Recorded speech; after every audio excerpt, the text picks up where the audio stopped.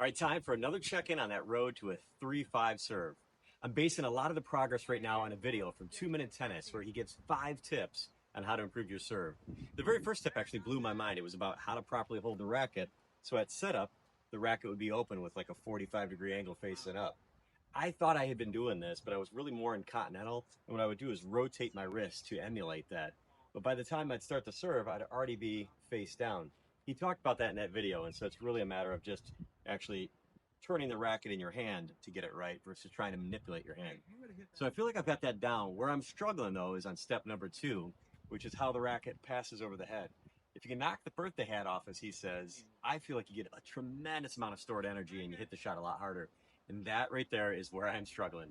So before I can even think about step 3, 4, or 5, let's take a look at the video right now and see how am I progressing with step number 2.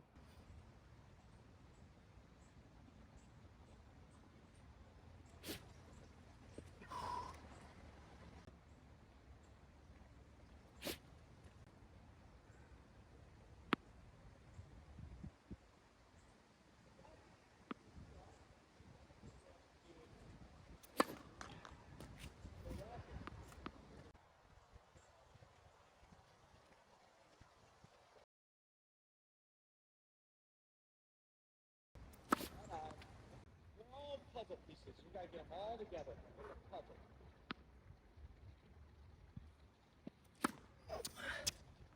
Oh, that'd be a good one. So that last one, I sliced straight up the tee. Yeah, they would have got to it, but it would have been tough. So, I guess, why don't we transition over to putting the camera on the back fence here, and that's open up swing vision and see if we can get the swing speed, or the ball speed, I should say. Just quick rule of thumb with swing vision, it's doing average ball speed. So if you want to figure out what radar equivalent is, you divide whatever that number is by 0.8. And for me, the goal is to get to 100-mile-an-hour serve. So if swing vision's 80 miles an hour, radar would be 100-mile-an-hour equivalent.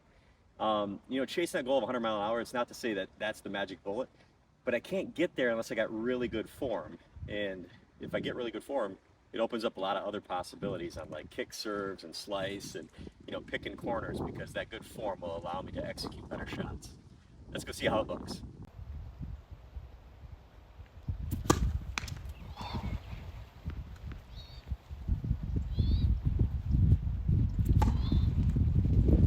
$63 miles,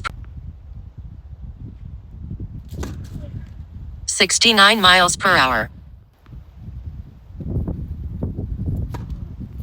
73 miles per hour,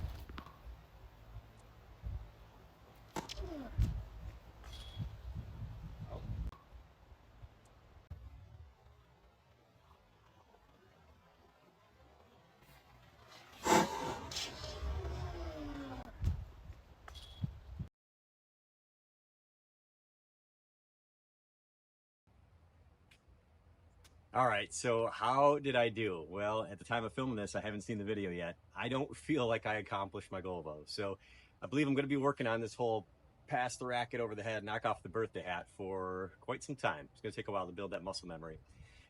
What I would share though is I used to be a golf instructor years ago, right out of college.